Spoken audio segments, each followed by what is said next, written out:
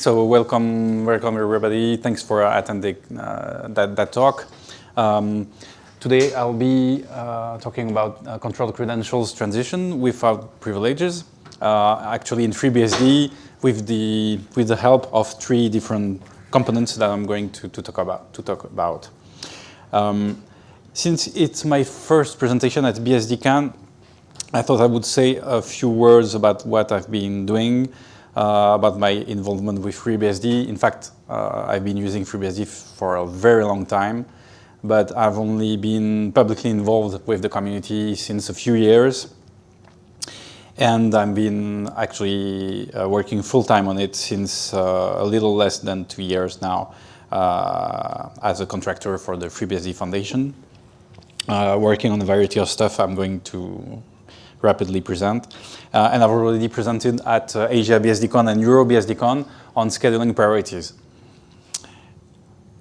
So just to give a taste of the kind of work I've been doing, so I'm going to go quite quickly over all that because there are lots of different stuff, but more recently I've been working on fixing some vnode recycling problems leading to live locks on some machines. I've also been working on the scheduler for in different aspects for about priorities, and I'm going to commit very soon a deep change in the scheduler to enable having different priority levels for real-time and idle time classes. There are other scheduler work I've been doing also that has been stalled for a while, but I'll eventually come back to it, which is related to also to real-time priority and the different interfaces that we have, because we have some slight bugs or some inconsistencies there. The goal here would be to support actually real-time applications and multimedia applications better on FreeBSD and out of the box without requiring specific changes. Now I'm working on supporting hybrid architectures with, in all the recent Intel CPUs, for example, that we have performance and efficiency cores, and we want to be able to leverage that. So that's one of my main work at the moment. And some other work, I've been doing some slight graphics and DRM support, but pushing for some fixes to be integrated in 14.3 about freezes with AMD GPU cards. So I don't say that all freezes or all problems have been solved, but at least one prominent one has been. So that's great. I've been also doing some stuff in userland as well with PS recently, trying to get it more POSIX compliant and to improve some specific functionalities that we have in FreeBSD. Yeah, and UnionFS, I'm just mentioning UnionFS because I sent maybe 2 years ago a full proposal to revamp it. I'm supposed to work on it, but we have continuously deferred it for other projects, but it will start eventually, so yeah, just to say it's not forgotten. Okay, so let's go back to the topic. There will be 3 parts. First, I will just talk a little bit about how we usually manage credentials in Unix. And this will introduce why we have worked on this work, MacDo. I'll talk about the principles and evolutions we have done here.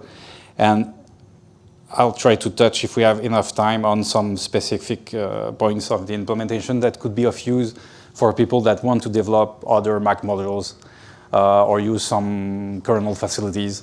So I thought it could be interesting to talk about them and the different ways to do stuff.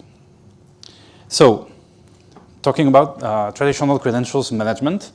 So process credentials, they are inherited, or you probably all know those concepts actually, user ID, primary group ID, supplementary groups. There are uses for a number of things, obviously discrete access control with file access, but also some other objects in the system, such as shared memory, message queues, semaphores. They are used as well to control to which process you can actually send signals. They are used for resource limits. So they're used for a variety of things. Actually, we have 3 variants for user IDs and primary group IDs. The real, effective, and saved one. So the real one is the identity on behalf of which we are actually acting. And the effective one is some identity that you can endorse, even possibly temporarily, to have access to other resources. We don't make, actually, POSIX allows unprivileged users to swap these identities once they've been established. That is to say, once a process has specific real or effective ID, you can swap them using credentials functions. So effectively, in rules, in how we are going to treat them afterwards, we treat them kind of uniformly. So the credentials API, the traditional ones, you probably know them as well. One of the main threats is that you cannot inject credentials in other processes. Actually, the different API that you can call, they are going to modify the calling process credentials, and that's all. You cannot modify credentials of other processes. And to change credentials, obviously, you need appropriate privileges, which has different meanings. At least in POSIX, it's just a mean to say, okay, the implementation can do whatever it sees fit. Actually, traditionally, we have you have to be root. This is what we are going to talk about in the next slide. So the API, it's quite, the first part are standardized. The part dealing with supplementary groups, which is called set groups, is not standardized but very widely spread. So although there are some slight differences between implementations, but it exists on most Unisys. So how do we change credentials with these API? So you have to start with a privilege process, as I just said. So either you're root from the start and you're a login program that is going to, and you're going to log into some specific user, or you're already some specific user and you would like to switch. And in that case, you have to use set user ID executables with root as the user ID of the executable file. And then your privilege, and then you can call the different functions to change credentials. So you call the API. Basically, you can do it mostly in any order that you want, but the important thing is that you have to change the effective user ID last, because this is the step that is going to drop privileges. So after this point, you're not able to actually use the other functions. So it's really, traditionally, this is how we do it. We do it last. Afterwards, you're the new user, so you don't have access to privileged stuff. So this was just to change credentials. Now, widening a little bit the picture, what are programs establishing credentials doing? They do more than just credentials, because actually, before going to change credentials, we have to know what we'd like to do and what we'd like to authorize. So we have to know who is actually requesting the change. We have to determine whether it's authorized or not, whether we are going to agree with that change. Then we fork, because we have to have a new process from which we are going to change credentials, because as I said, we cannot have injection. Then during that, in the forked process, you would change the attributes that require privilege. Then you change credentials, so possibly you're no more privilege after that. And then you can change other attributes that do not require privilege. And finally, there is a handover to some program that you want to execute as with the new credentials. So these are the different steps that all programs establishing credentials do, actually. And you all know some examples of such programs. So SU, it's in the base system of BSDs. It's really simple. You take a login name. From that login name, the system is going to infer the set of credentials, the target set of credentials from the password and group databases. So you just specify a login name. It asks for a password just to know if it's really, you have you are authorized to change the credentials to that user, and then it invokes a shell. So there are other programs to do that, the well-known sudo as well, which is really big and really featureful, but at the same time quite complex. It supports policy plugins. It ships with default policy plugin, which is called sudoers, which is probably most people are using. And it has a bunch of interesting features that are needed in some scenarios, such as authenticating with colors password. Instead of the target password, for example, you can control which kind of commands are actually executed through sudo. And it can be quite sophisticated with exec interception, just to be sure that when you execute a command, the new program is not even itself able to circumvent your own protections or your own rules. So it has some such kind of functionality, credentials caching. So it's very full of features that are needed in some cases, but at the same time it's quite big and difficult to audit. And we have do-has, which is kind of an intermediate take, a little more sophisticated than SU, because you can have simple transitional rules saying, okay, if that user can become that other user, but you have a limited list, for example, and you can also filter on the executable file, although there is no exec interception, for example, shell, it does not prevent shell escapes as sudo could do, for example.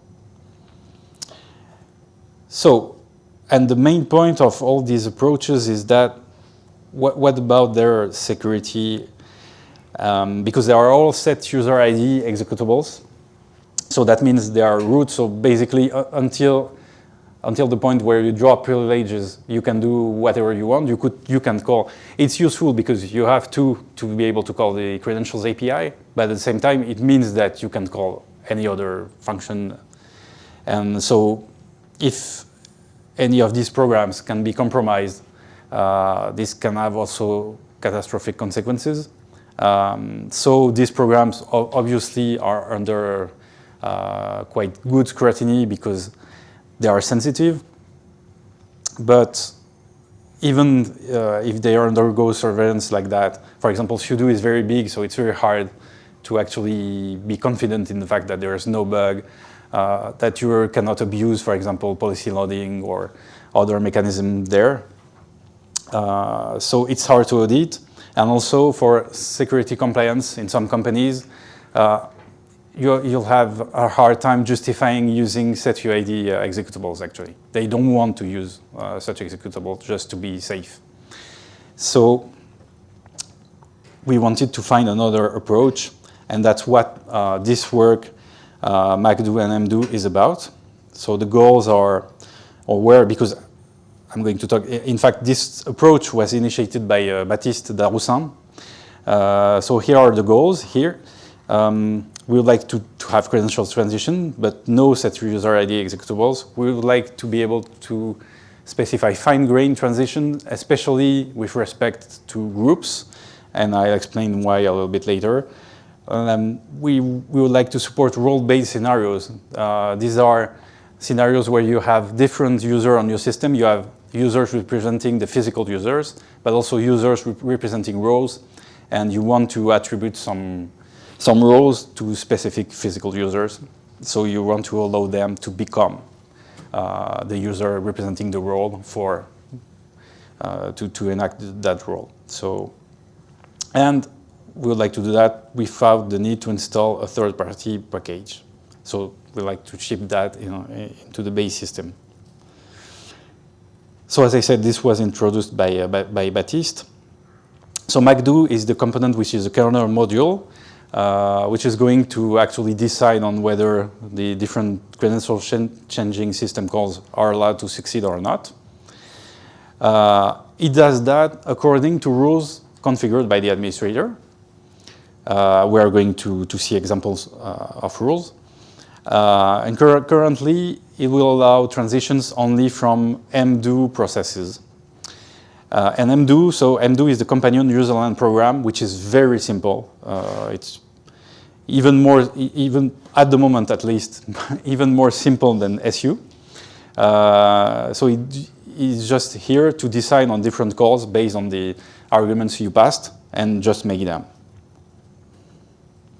So most of the machinery is in MacDo, the kernel module, for now.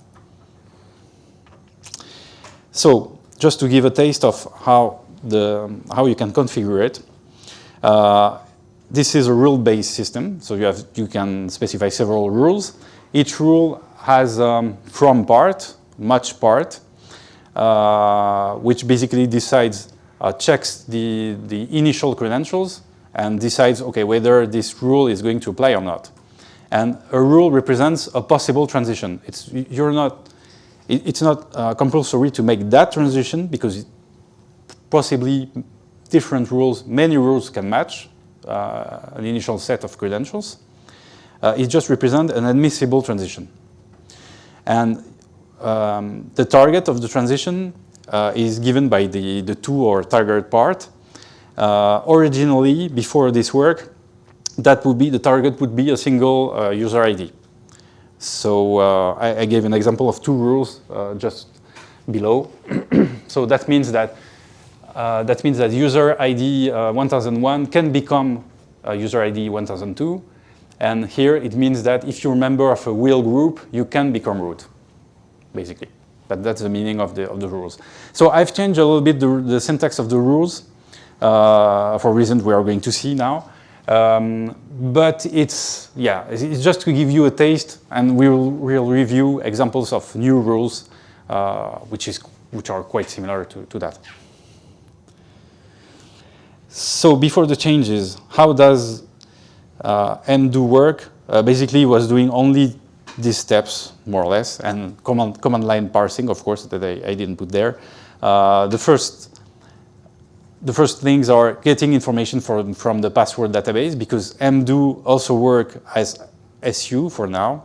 That is to say, you pass it a username, the user you want to become, and it will retrieve the UID from the password database, and it will retrieve as well the different groups. So that's get pwnam or get group list part, and then you set them. So set groups, set GID, set UID. So the limitations currently with mdo is that we cannot set custom groups. So basically it's like SU, you say, okay, this is my target user, so either we are going to set the groups of the target user, or we are going to keep the groups we already have. There is no in between. And this is something we'd like to change. I'll just explain why in the next slide.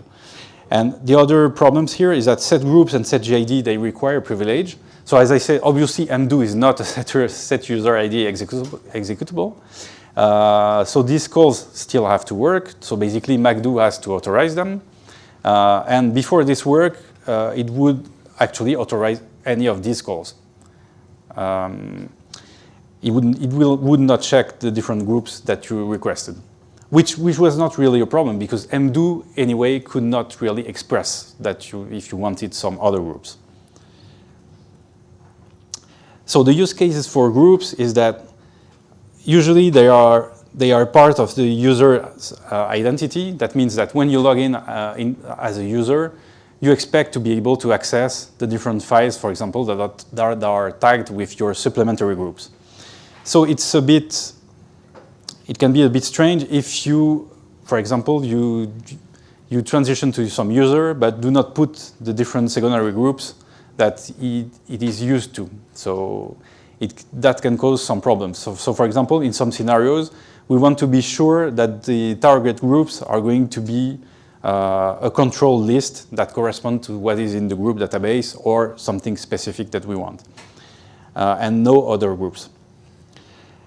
Sometimes we also use supplementary groups as tags, so to allow access, but also to deny access, because there is some property with supplementary groups that they cannot be changed by unprivileged users. Contrary to your group ID, you can switch. You cannot do anything but everything, but you can still, for example, exchange your real group ID or effective group ID and you don't need to be privileged to do that. But you never can change your supplementary groups. So supplementary groups are sometimes used for auditing purposes, which means that if you are doing some actions, we are going to log your credentials, and with the groups that you're in, we are able possibly to identify the provenance, your provenance, or the role you were assuming if you are not using users for roles, for example. And we can also use those supplementary groups to deny access, which we can do, for example, with another Mac module, which is MacBSD extended, which is a kind of firewall, but not for the network, but for files, actually. So you can say, okay, that process that is in that supplementary group actually cannot access that file. So that's the use cases why we wanted to introduce support for groups and to control exactly which groups are in the final credentials. And to be fair, it opened a can of worms, actually. So we would like to augment rules, to specify authorized or denied groups. The difference is that supplementary groups, you can have many of them. So we have to have ways to say if some of them are allowed, or if they are compulsory, or if they are forbidden in some cases. And we want to have such directives by user. So because, as I said, groups really depend on the user or the role you want to assign to some process. So the changes. So I made changes to the target part of rules. So now, instead of just having a single numerical ID, which would represent some user ID, now you can have some multiple target clauses, and there are types. So you specify your assortment of allowed user ID or group ID. For the two first lines, for example, you can specify multiple values which are just ORed together. That means you can choose one or the other, or even mix them because you have real, effective, and saved IDs. So actually you can set each of them to the allowed values. And for supplementary group, we have a little more involved syntax because we want to be able to express that, okay, these groups are allowed, but you're not obliged to be in them. And there are some that we absolutely want that you are in because they are used as tags, as I said, to access or to deny access to certain parts of the system. And the minus to forbid supplementary groups, in fact, it's only useful in conjunction with the dot. The dot meaning the current value. We'll see an example of that later. So, and here we have an example of target part of one rule with different clauses. So each clause is separated by commas. And basically what that means is that, okay, we can switch to UID 1002. The group, for the primary groups, we don't have much choice. It has to be the same. And for supplementary groups, we can be also in the same group. Actually, you can have one group be the primary group and be in supplementary groups. It can be useful because, as I said, you never can change supplementary groups. And here, okay, it says, okay, you can also be part of group 48, which is idle time. But you're not obliged to. At the same time, this rule says, okay, if I was, for example, user 1001 as the from part, I can become 1002. But for example, I could not keep with this rule. I could not keep being in group 1001, for example, because here it's not listed. So in the transition, I have to drop somehow my initial group. This is what is requested by this rule. So with respect to impact, so once we have established the rules that we want, how do we implement them? Is it going to work with what we had in mdo? Actually not, because we are changing credentials in different steps.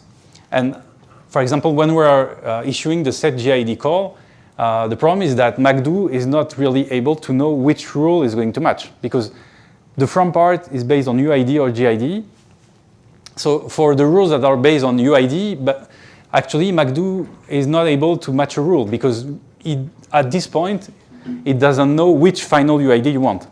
It will know that only when you issue the setUID call.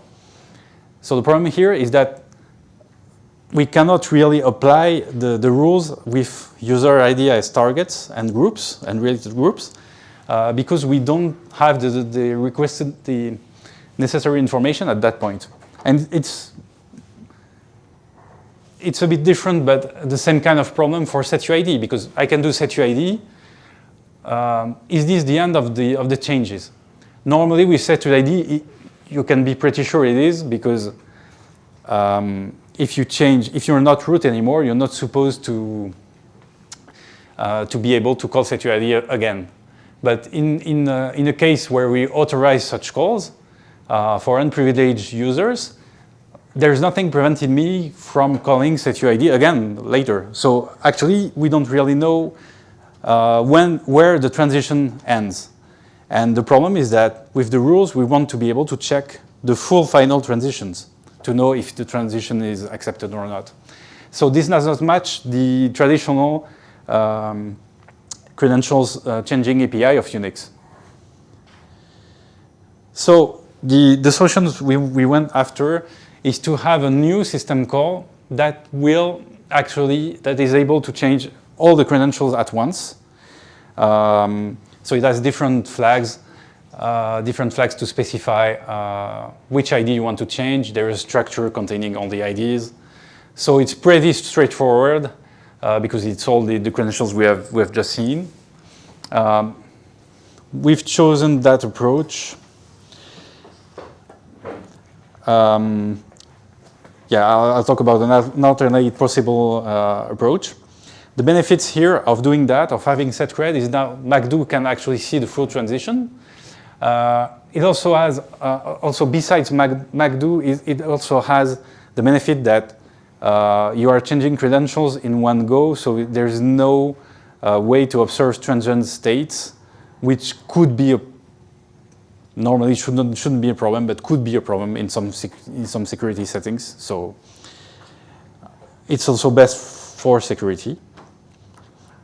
So an alternative approach we considered actually during this work was to do instead transactions. So we keeping the usual traditional system calls that we have, but just have a special directive saying, okay, we are going to start a transaction. We call the different functions, and then we say, okay, commit. That would have the advantage of keeping the traditional system calls. Unfortunately, it required a lot of kernel modifications, and that's a bit risky because there have been a lot of refinements and changes in these calls. So it was quite a bit of work and quite a bit of auditing and reviews. But maybe the main point was that we already have MAC hooks in the different system calls that exist today. They are expected to have some semantics, and not actually committing the change that is requested through these APIs actually changes the MAC hooks semantics.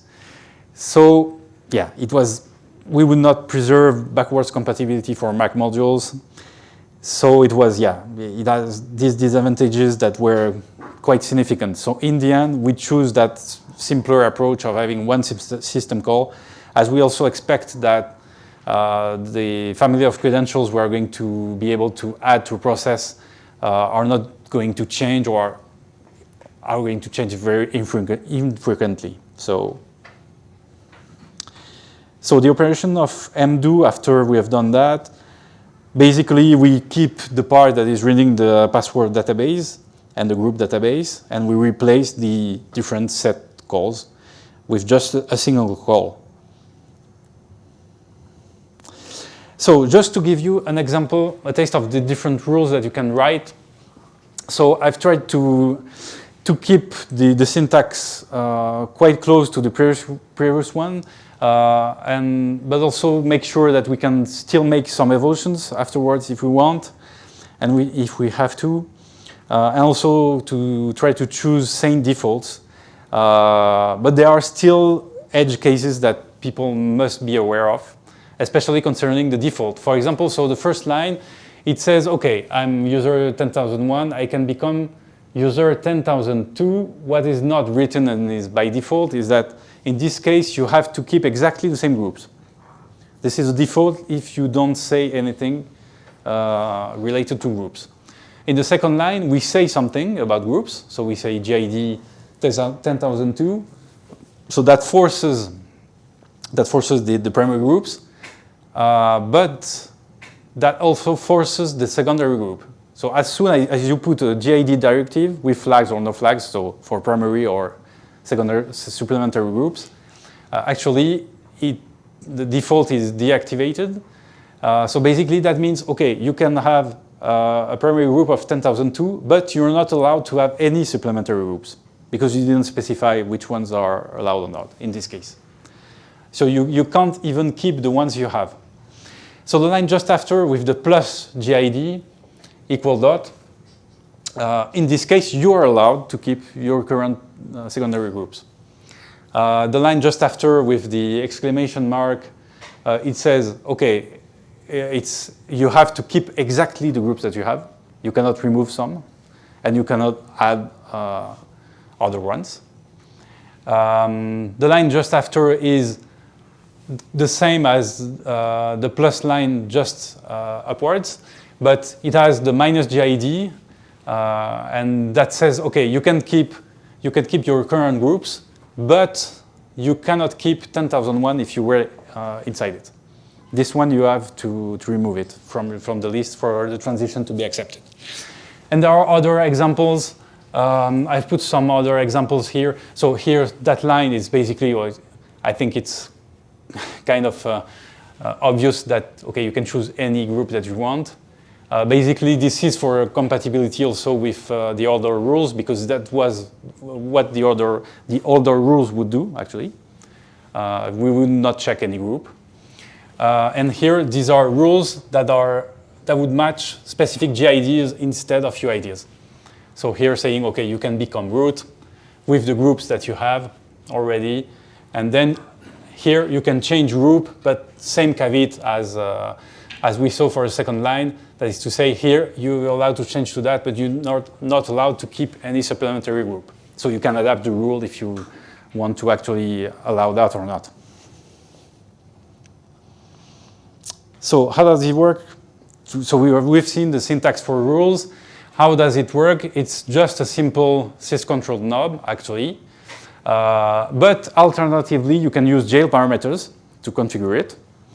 And the values between both stay consistent. And the other thing that you can do only with jail parameters is that you can inherit rules from the parent jail. In fact, there are several jail parameters where you can, in jail configuration, probably if you're used to jail, you'll see what I mean, but there are lots of parameters that are jail sys parameters. You can say new, inherit, or disable. So here you can say inherit if you want to MacDo, and it will automatically inherit the rules, which means that if you change the rules of the parent jail, automatically they are going to be changed in the child as well. So it can ease some configurations. But it's not the default. By default, we don't inherit. By default, MacDo is disabled. That means it's not going to authorize anything. You have to be explicit about that. And there have been also other changes in the course of this work, notably concurrency bugs. Okay, I'll see if I have a part about the implementation, so probably I'll touch a little bit on that afterwards. The only part that is missing now is to be able to actually request any set of groups. Now that MacDo supports those fine-grained transition, we have to modify mdo to actually be able to specify the different groups that we want.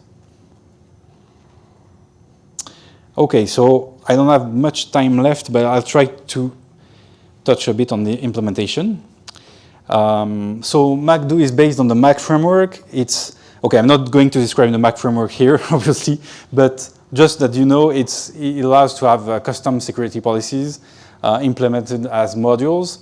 These modules actually implement hooks, so there are different hooks in the system, in system calls, but also in other parts and functionalities in networking, file system, etc. And you can label object and subjects, although it's not used in MacDo, but it's a possibility. So I'll defer to the Mac manual page for a thorough introduction. Let's just say that besides MacDo, there are also other modules that are interesting, probably interesting to you, such as Maxi other UIDs for process visibility, Mac NTPD that you're using under the hood if you're using NTPD, which allows it to run as an unprivileged user, but still be able to change the time and date. MacBSD extended, which is a kind of firewall but for file access. So, more specifically, how does it work when we call a system call?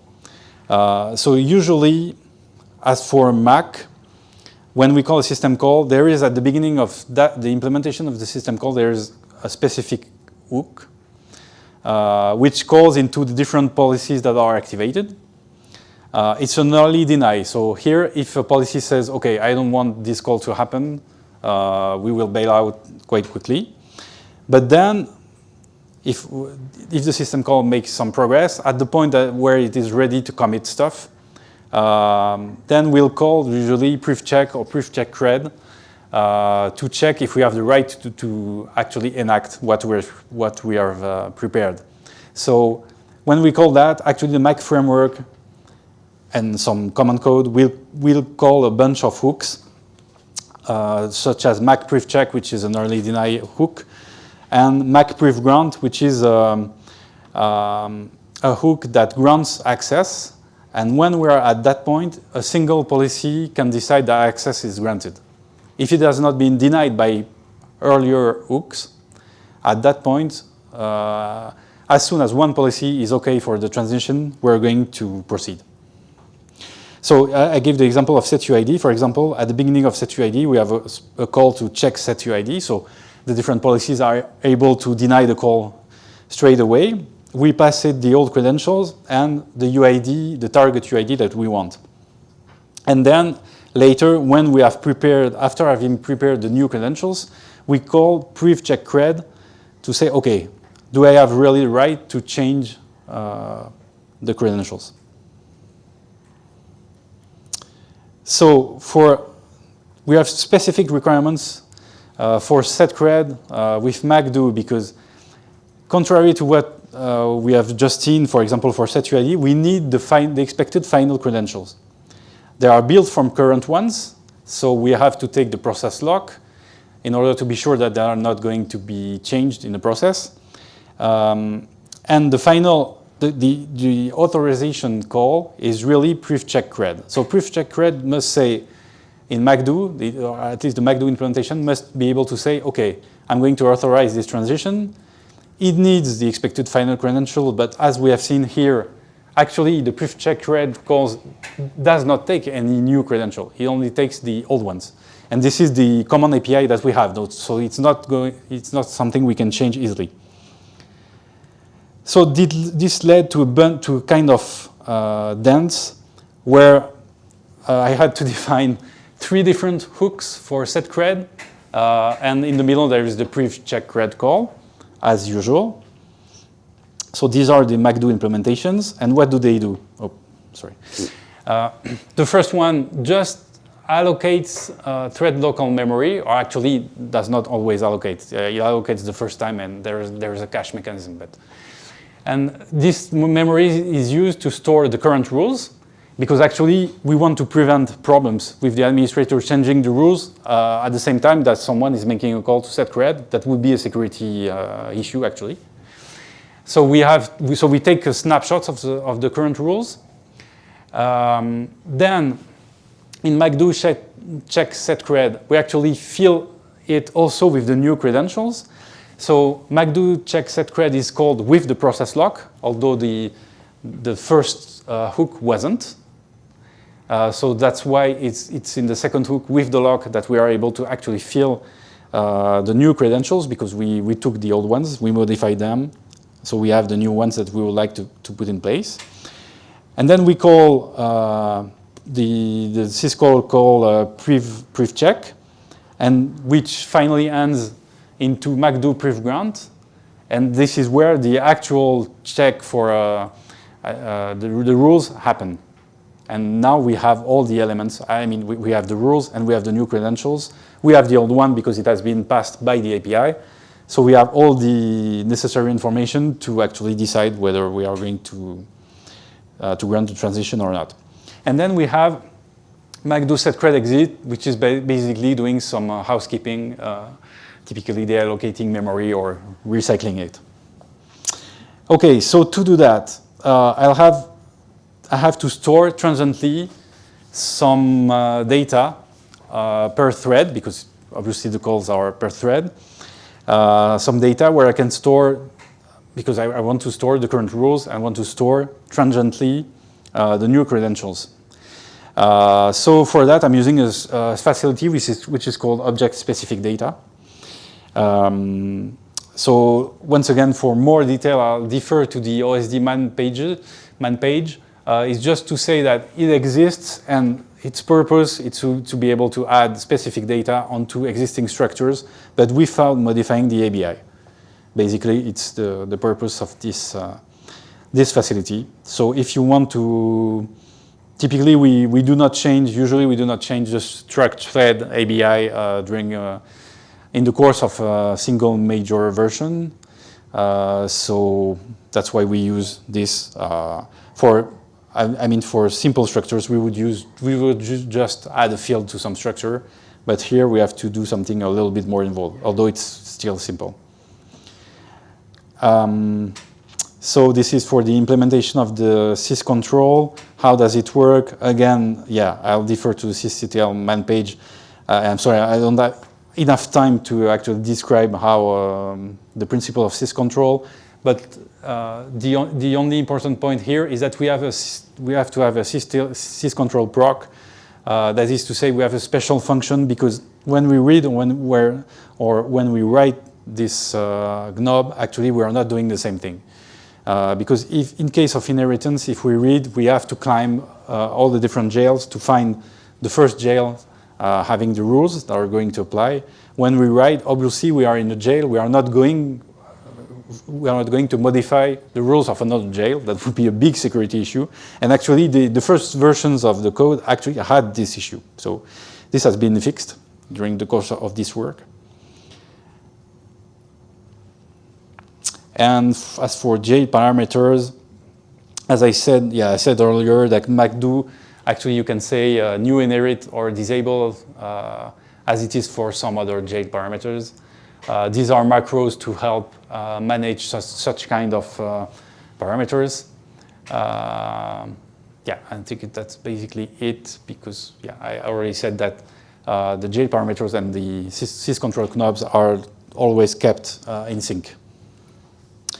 So, just to wrap up, so now we have fine-grained support for Unix credentials transitions with groups and controlling which groups we have in the final credentials. So you can configure it per jail, and it supports inheritance if you need it. Now it is well documented. I mean, all the rules and all what I explained here are detailed in the manual page, typically. Production ready, I spent quite a bit of time to make sure that the code is really robust and tested, and it's available in 14.3. So if you have upgraded recently, you should be able to play with it. So I wanted to talk a little bit about future work. For MacDo, we'd like to be able to configure different paths for companion programs, for thin jail scenarios, but also maybe aiming at something I'm not sure we really want or not. That could be a discussion, but to be able to support the existing credentials changing programs such as sudo or doas, but that is not a simple project, and I'm not even sure that we would really want to do that. We would like to support traditional credential changing system calls. That means that setuid, setgid, we would like to authorize them, considering them as full transitions. So it's just for consistency. It's not, there's no additional functionality in that, but just compatibility with existing programs where you only need some very simple transition. We like to add logging of why transitions are refused as well.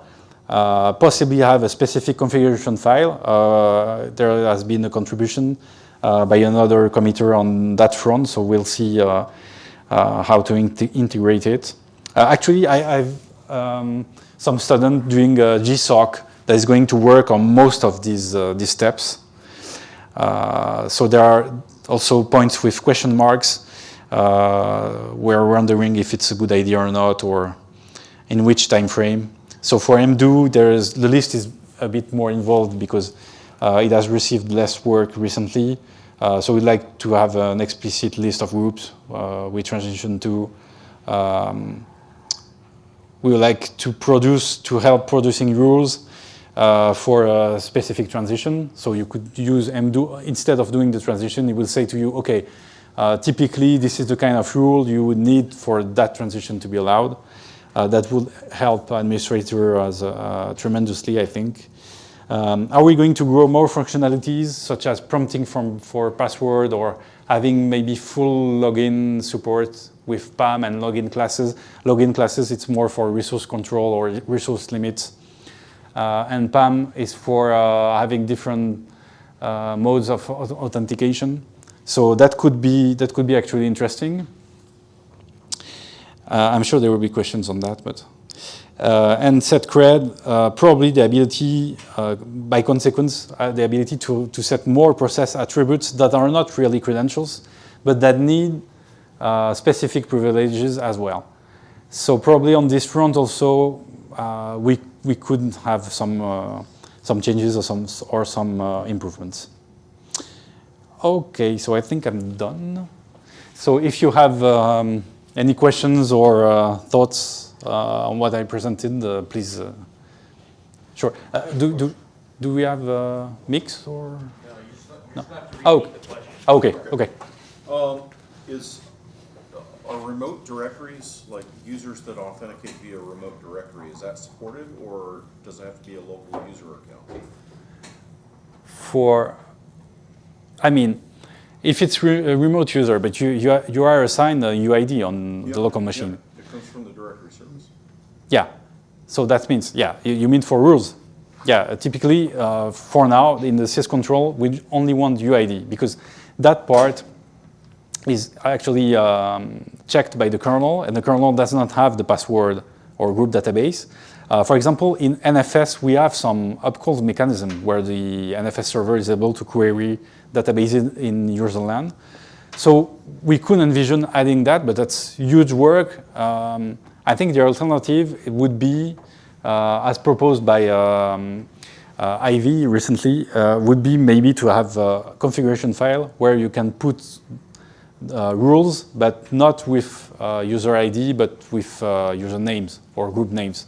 And they would be resolved. But that changes a bit the security model of MacDo in the sense that, okay, then you rely on user LAN. So it's not a problem, but you just have to be aware that, yeah, I'm not sure if integrating a password or group database in the kernel is really useful. I'm not sure at that point. Maybe if there is a need, a special security need, not to have that in user LAN, but. Thank you. Yeah. So the choice of the syntax rule of the syntax. Yeah. What prompted that specific syntax? And have you considered, other formats like maybe JSON or UCL that we have in the base? Yeah.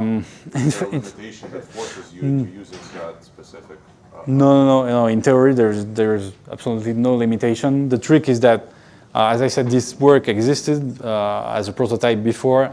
There were already some kind of rule format, so I tried to preserve. It's not really compatible, but it's very close. We could change it. I'm not sure. I mean, the aim with the syscontrol was to have something quite easy to use for people that know the syntax. So and to be kind of manual, I would say. So if we introduce maybe UCL, maybe, but for example, we also have XML in syscontrol, in some syscontrols, rather as an output actually. But to have XML as an input would be really too complex. I think for to do that. So probably that means that we can have a better format in the configuration file and have some program that will convert that to the actual rules. Yeah, probably that's the way to go. It seems to me simpler and keep the original spirit that if you want to use the rules, the compact rules as they are here, you can use the syscontrol directly. If not, you would use a configuration file. I have another question. Yeah, sure. So you mentioned that for consistency, you would like to add some support for the traditional system calls. Yeah. I just want to make sure I understand it correctly. Are you planning to rewire the traditional system calls under the hood to the setcred logic? Yeah, it amounts to that. It just means that for now, MacDo only implements the hooks for setcred, and that would mean practically implementing the hooks for the other system calls. And with the aim that saying, okay, if you call setuid, for example, we'll check the rules. It's as if you called setcred, just saying, I just want to change the effective UID, for example, or if you set UID. It's just to allow those transitions without set user ID executables in isolation, considering them as a full transaction.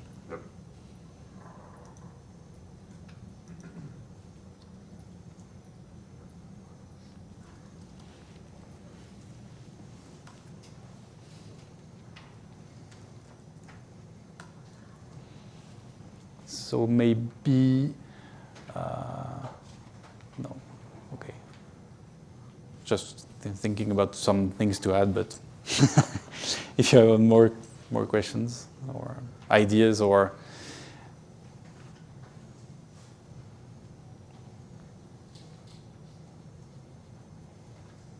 Yeah.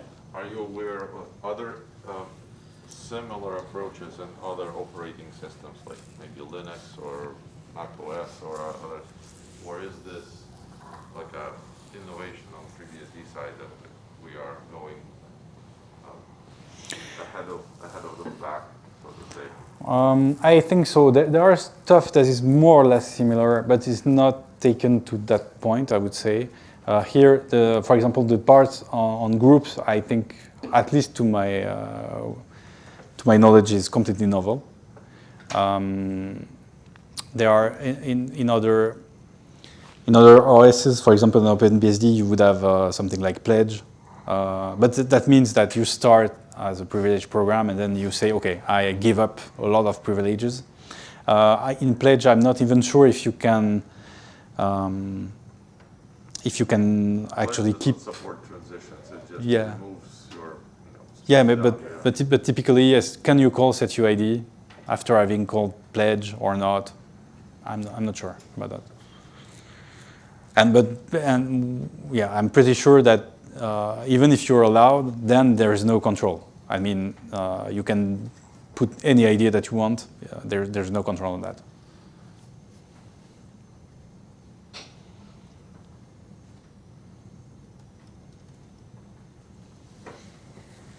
So I mostly use OpenBSD. I'm here for the technical decks, not for the user interface. But in OpenBSD, doas was implemented basically to replace sudo for the things almost everybody wanted to do. And in the OpenBSD style, they made it simple and auditable instead of adding features to the kernel. Yeah. Are you envisioning mdo filling that kind of space in FreeBSD?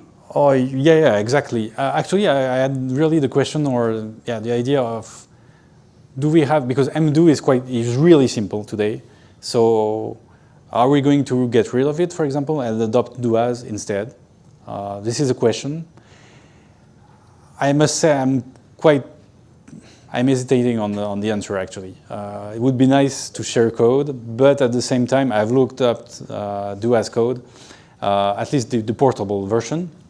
There's a bunch of if-defs actually already, depending on different platforms. It's still quite relatively simple, but for example, it does not allow to specify specific groups, target groups. So that means that basically what I would like to do in mdo, probably if we adopted doas, I'll have to do it as well in doas. So yeah, it would benefit maybe other BSDs, but at the same time, it would be more work as well. So I'm not completely sure, and to support setcred, in any case, we would have some specific FreeBSD code, because it's not supported anywhere else for now. So yeah, but I think the goal, the high-level goal, the functionality that we want, yeah, is pretty much similar to doas, but maybe with more refinements on groups. But yeah, it's basically the same use, I would say, yeah.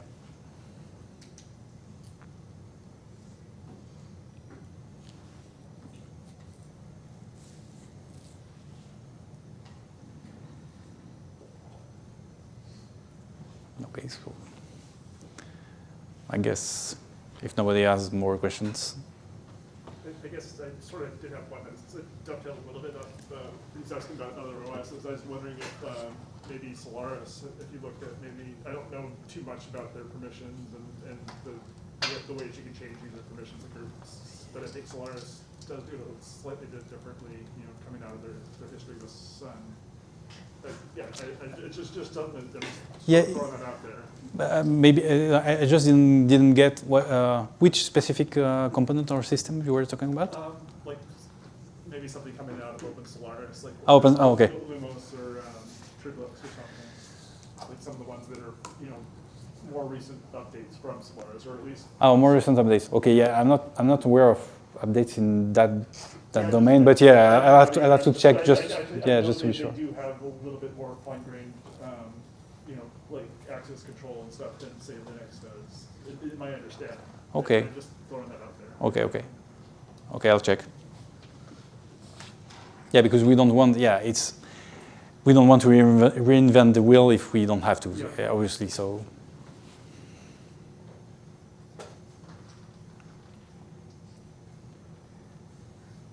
Okay, so I guess we are over the slot now. Thank you very much for coming.